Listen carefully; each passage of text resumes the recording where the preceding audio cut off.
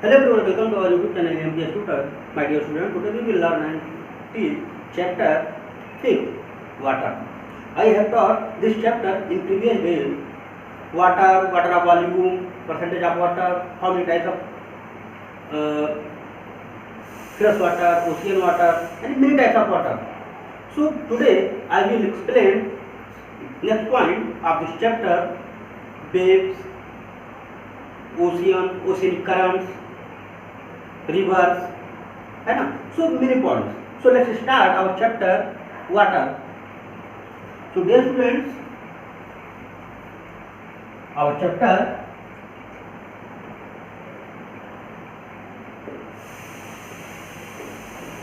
water.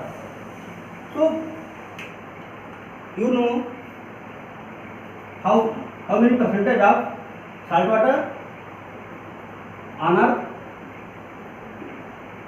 Salty water means आप समझते हैं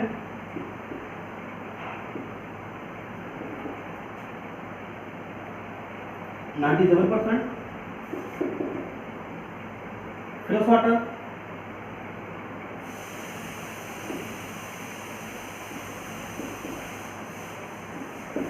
3%। अब इस फ्रेश वाटर में अगर मैं बात करूं तो कम से कम जो आपका 3% है, इसमें सिर्फ ग्राउंड वाटर है। आप जो अंडरग्राउंड जो पानी, जो धरती को ड्रिल करके जो पानी निकालते हो आप, चाहे वो इरिगेशन में हो, ड्रिंकिंग में हो, या बहुत सारे जो आप ट्यूबवेल वगैरह लगाते हो, वो कितना परसेंट है आपका? मैंने आपको बताया था। अगर परसेंटेज बुक के अकॉर्डिंग अगर देखा जाए तो लगभग 0.6 करीब आएगा, ठीक है। बट अगर मैं ओवरऑल में बात करूँ, सबको इंक्लूड कर दिया जाए तो लगभग 0.3%, और लगभग 2 पॉइंट समथिंग जो है देखा जाए तो आपका कैसा वाटर रहेगा। जो कैसा वाटर भाई, ये आपका फ्रोजन, जो आपका अंटार्कटिका या माउंटेन, जो आपके क्या नाम है, पीक्स हैं जो स्नो में क्या हैं, कन्वर्ट हैं, उसकी बात किया जाएगा, यानी जो आइस में कन्वर्ट है। तो अभी हम स्टार्ट करते हैं वेव्स के बारे में। तो वेव्स देख लेते हैं हम। अच्छा, आपको पता है वेव्स कहाँ आती है? तरंगें को कहते हैं, है ना। तरंगें कहाँ आती हैं आपको पता है? ओशियन में। अब मैंने अगर देखा जाए तो कितने ओशियन है टोटल? 5 ओशियन है। अब ये सारे 5 ओशियन में सबसे बिगेस्ट ओशियन आपका कौन सा है?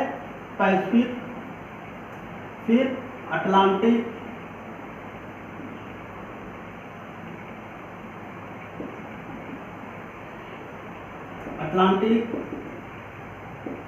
इंडियन, साउदर्न और आर्कटिक। सबसे बिगेस्ट है ये बेटा, ये कौन सा है? बिगेस्ट है,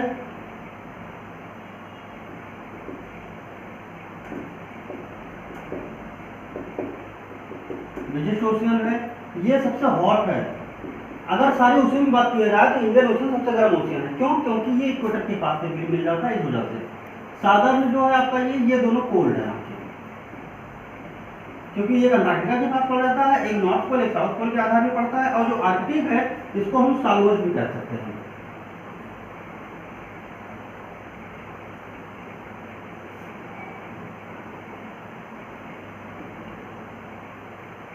ठीक है, ये थोड़ा सा जान लीजिए।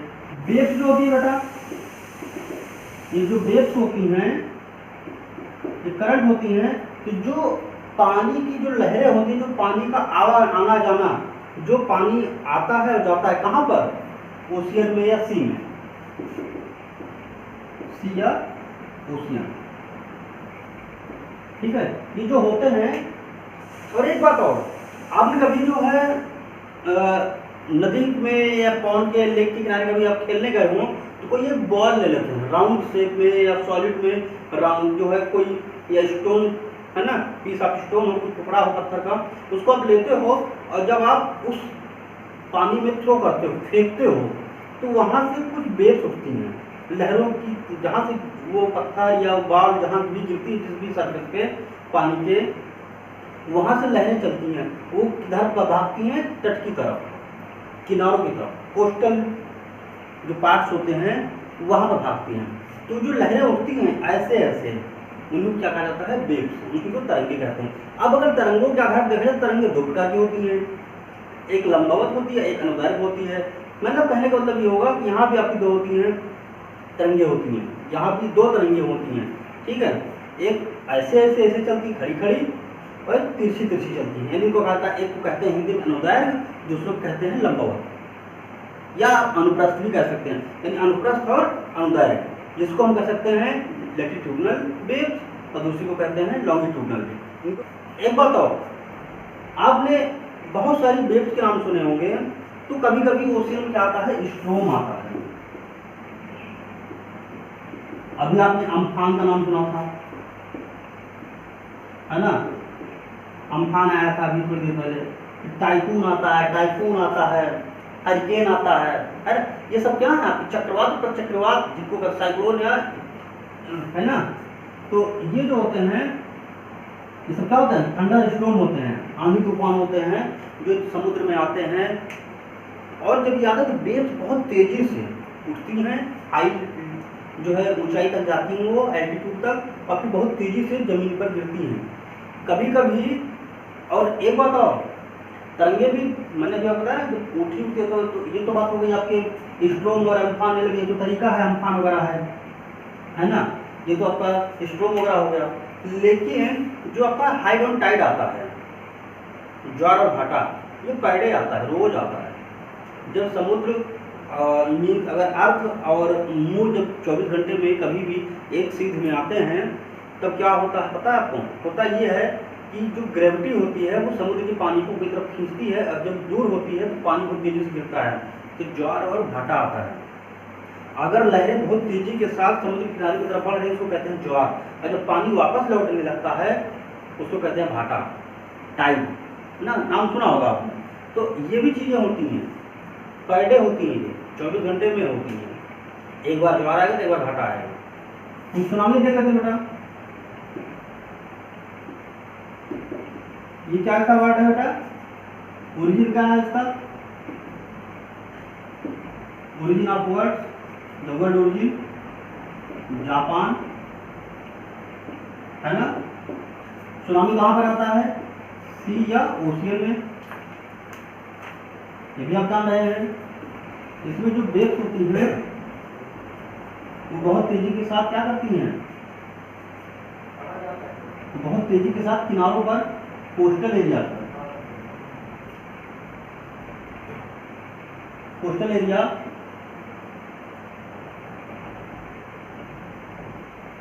कोस्टल एरिया की तरफ बहुत तेजी से बढ़ती है। एक बात और, सुनामी आने के लिए मैंने आपको कई बार बताया है क्या रीजन हो सकते हैं, एक तो वोल्केनो हो सकता है, और दूसरा अर्थक्वेक,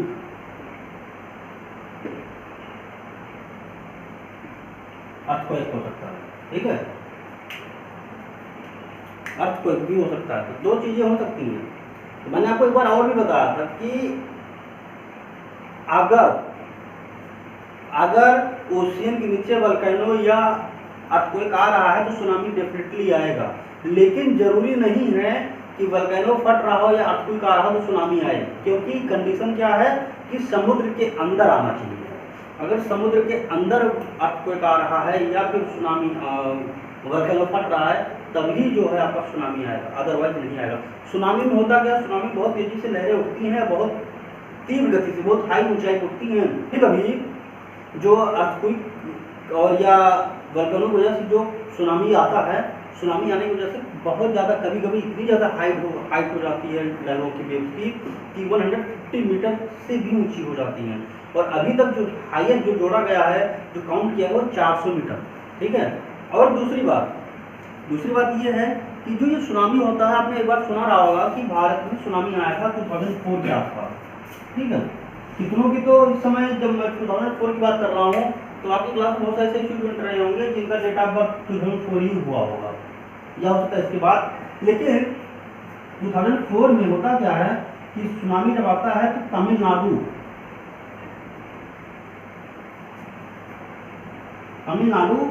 और आपका यूनियन टेरिटरी जो है अंडमान निकोबार,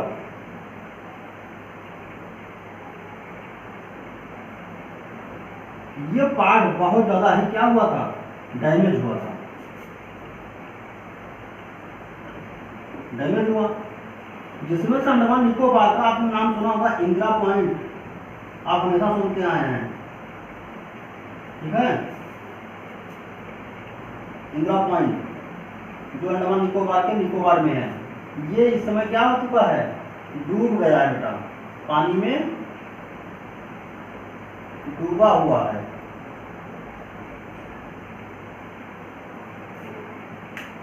बात समझ आ रहा है, इतनी बात समझ में आई आपको। तो ये कुछ पॉइंट्स हैं आपके। अब टाइप बारे बात कर लेते हैं, यानी ज्वार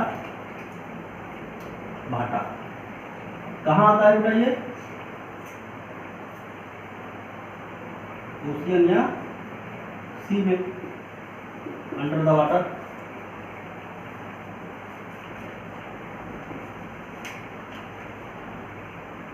भाषा में आ रही है, अंडर द वाटर जो है आपका क्या आता है, टाइड आता है। तो टाइड में होता क्या है, रिदमिक ऑफ,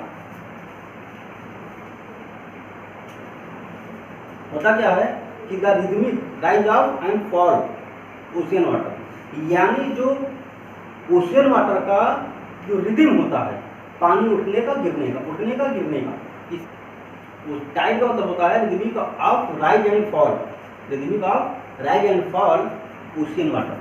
अच्छा, ओशियन की बात करें या हम सी की बात कर रहे हैं, कुछ भी कर लें आप, है ना। अब आप सोच रहे सर सिर्फ ओशियन में ही आएगा, कहीं और नहीं आ सकता, क्यों नहीं आ सकता, रिवर में नहीं आएगा, पॉन्ड में नहीं आएगा, ठीक है। कहाँ पर आएगा, जहाँ पर a large of volume of water, जहाँ पर पानी का बहुत ज़्यादा ए लॉट ऑफ वाटर हो, वहाँ पर। दूसरी बात क्या है कि rhythmic rise and fall ocean water, पानी उठता है गिरता है, उठता है गिरता है और आगे बढ़ता है, इसी को कहते हैं टाइड।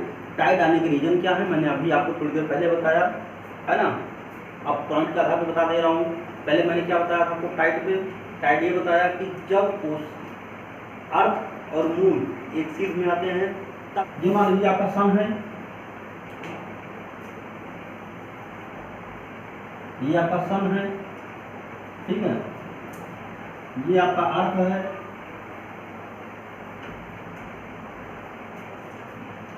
और ये आपका मून है। एक तो रीजन ये होता है ना। दूसरा क्या है, ये सन है,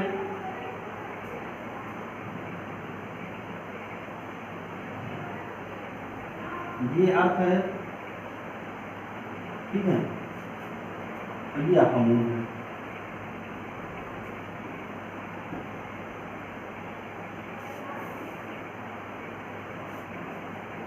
एक कंडीशन ये बनती है बेटा, ये आपका सन है,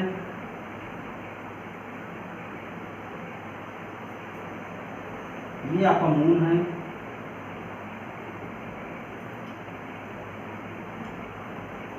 ये आपका अर्थ है।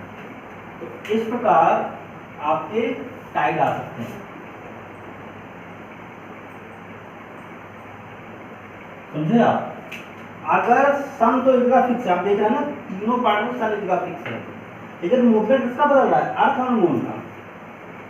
अगर सन और अर्थ के साथ मून जो है 90 डिग्री का कोण बनाएगा, तब जो है आपका डीप टाइड आ सकता है। अगर सन के साथ जो है अर्थ और उसके आगे मून अगर देखा जाए तो एक ही सीधी रेखा पर हैं, यानी 180 डिग्री का अगर कोण के आधार पर ये आ रहे हैं, तभी जो है टाइड आएगा। अगर सन और अर्थ के बीच में मून आ जा रहा है, तभी क्या आएगा, टाइड आने के चांसेस बढ़ जाते हैं।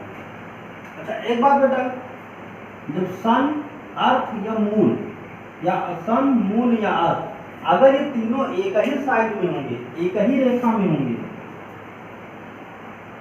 तो क्या आता बताइए,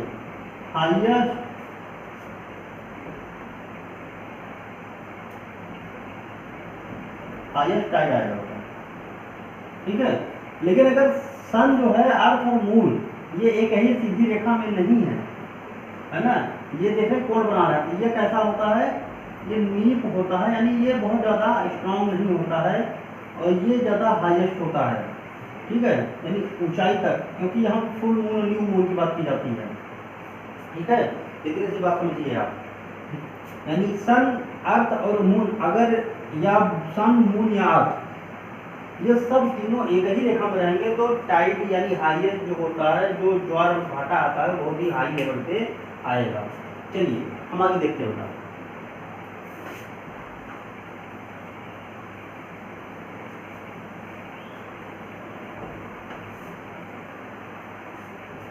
हम ओशन करंट देखते हैं बेटा।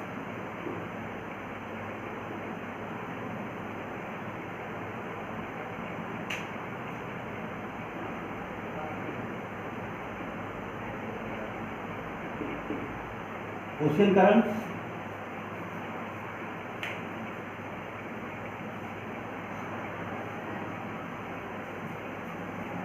जो ओशन करंट होते हैं बेटा, ये क्या होते हैं, ये आपके जो वाटर होता है ना, इसका फ्लो होता है, ये फ्लो होता है बेटा, पानी बह रहा है, पानी बह रहा है और किस वे में बह रहा है ये देखा जाता है। ये जो होता है करंट जो होते हैं, ये क्या होते हैं, स्ट्रीम ऑफ वाटर,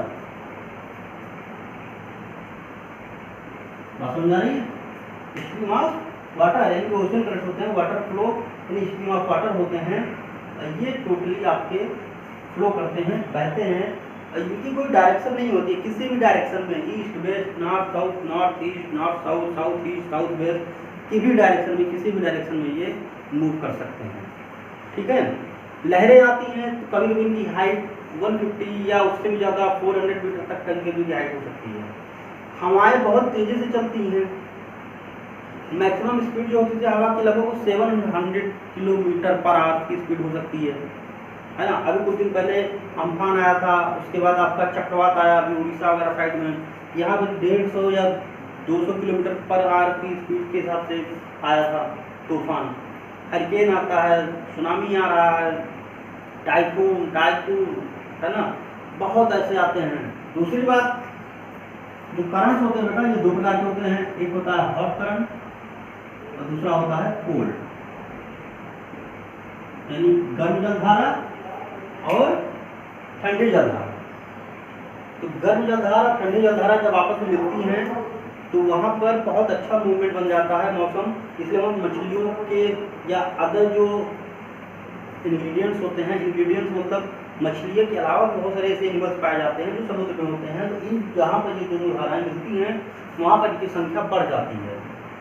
और गर्म जलधाराओं में या ठंडी जलधाराओं में उतनी मछलियाँ नहीं पाई जाती हैं। दूसरी प्रकार की इसमें भी मीठे पानी की जलधारा, खारे पानी की जलधारा भी होती है। बात समझ आ रही है। अब आप सोच रहे होंगे कि ये जो कोल्ड या हॉट गर्म जलधारा है ये कहाँ से आती है, तो भाई देखिए कोल्ड वाला इलाका कौन सा है, पोलर वाला इलाका है ना, और ये कौन सा है, इक्वेटर वाला।